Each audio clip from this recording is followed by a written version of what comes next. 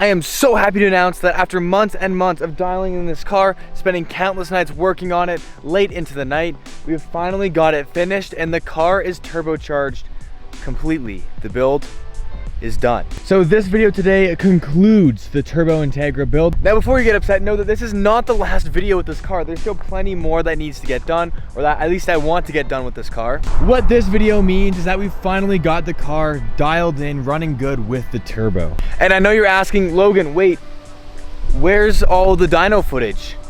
So let's get right into it.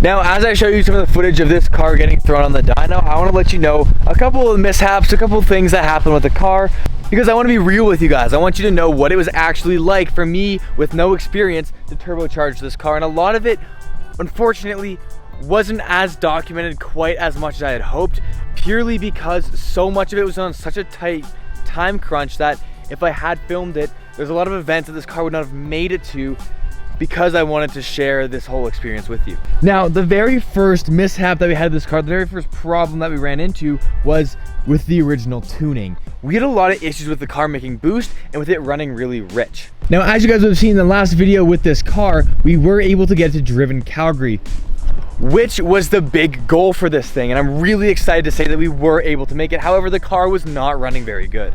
Since that video, we were able to get the cat deleted properly. The first problem that we had with this car not making boost was the fact that around 5,000 RPM, the car would just shut down. It would dump a ton of fuel. It started running really rich and we weren't really sure what was going on. It wasn't until Morgan was able to figure out it's because launch control was set up on the car, and at the time, my speedometer wasn't working, which meant that the car thought that it was stationary and would engage launch control, not allowing it to rev over 5,000, and it was also retarding the timing and dumping way too much fuel. But even after we figured that out and got the problem fixed with the exhaust having a pretty bad leak, we were still having issues making boost, and I was struggling to figure out what the heck was going on. And then we found out that my wastegate on the car was faulty from the factory. Now, this is very rare, it doesn't happen often, but it happened to me. And so I shipped it back, and luckily the manufacturer Precision was very, very helpful. They got it back to me, shipped back out in like 24 hours. However, unfortunately, they're all the way down in the States and I'm all the way up here in Canada, which meant that it took a little while to get up here. Now, we got the new wastegate back and I bolted on the car, and the car would not make boost. It behaved a little bit differently, but not in a bad way, but definitely not in a good way either. The car was not going to boost and it had a weird kind of noise to it. And that was the point where I decided, you know what, I need to stop, I need to take a step back, and I need to have a professional look over this. Because at the end of the day, I don't know what I'm doing. I know a lot more than I did when I started, and I know a lot more than your typical car enthusiast, I would like to think, especially about my own car. However, the turbo territory is something that I'm very, very unfamiliar with. I've only owned one turbo car and it was not for long, and I got rid of it because of boost problems, and that's what we were having with this thing. And so I gave it to Rev Performance, a local performance shop here in Calgary where I live. And I'm super stoked because very quickly they figured out that the problem was just normal boost leaks, nothing insane. And the reason why I wasn't making boost is because the car had 8 different boost leaks, and what it turns out is I just didn't tighten down the couplers tight enough, and I thought I ripped them pretty tight, but apparently just needed a lot more, which again, I wouldn't know. I'm not familiar with doing this kind of work. And so after they figured out all those problems, they got the car on the dyno, and I'm very proud to say that this car put down 225 wheel horsepower. Now, is that as much as I was originally hoping to make with this car? Not quite. However, Revd was very nice enough and they were able to give me a lot of information on, hey, here's some things you can do to make a little bit more power, such as upgrading my intake manifold and turning up the boost a little bit. I'm only running 8 pounds and I was told by their tuner that, you know, bumping it up a couple pounds is still gonna be completely safe for the car with the way it's built, and I'll be able to make a little bit more power out of it as well. But I'm gonna be completely honest with you guys, This car is quite quick and it's a lot of fun, and I don't feel the need to have to turn up the boost because I'm enjoying it just the way it is. This car gets down pretty good, and I'm very, very happy to say that. It's a very fun car. It makes all the right noises, makes all the right sounds, and it feels incredible. And you can tell the car is loving the turbo. But then another problem arose, and the car was being very, very finicky.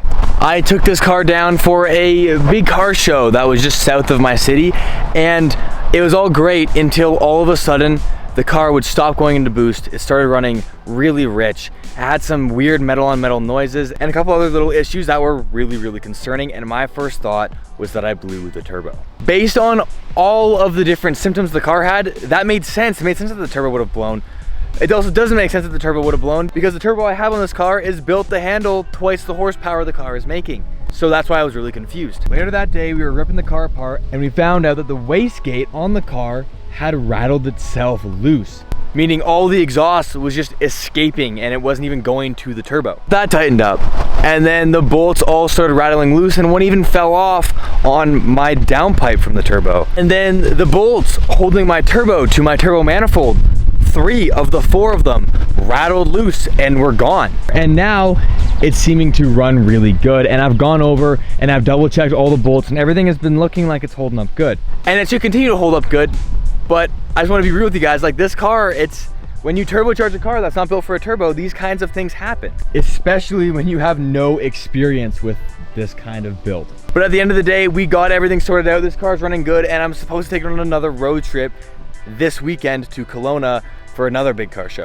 But yeah, that's what I wanted to update you guys on and just let you know everything that went on with the build, and just be totally real and say, hey, this is what's happening, this is what's going on, and now we're finally dialed in and the car's feeling good. If you guys have experience with building turbo Hondas or turbo anything in general, I'd love to hear your take on what happened and how you can avoid something like this and just what you would have done differently with this build.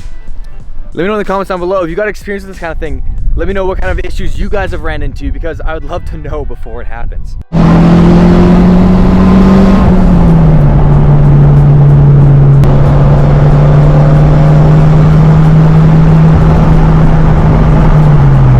Thanks for watching. I appreciate you guys' support with this build. You guys have been phenomenal. If you guys like this series, make sure to smash that like button, make sure to comment, make sure to subscribe. And if you guys haven't seen the rest of this whole build, I have everything documented on this car from right from the beginning right to the end. So go check it out on my page. I've got a whole playlist. Thanks for watching. As always, keep it fresh.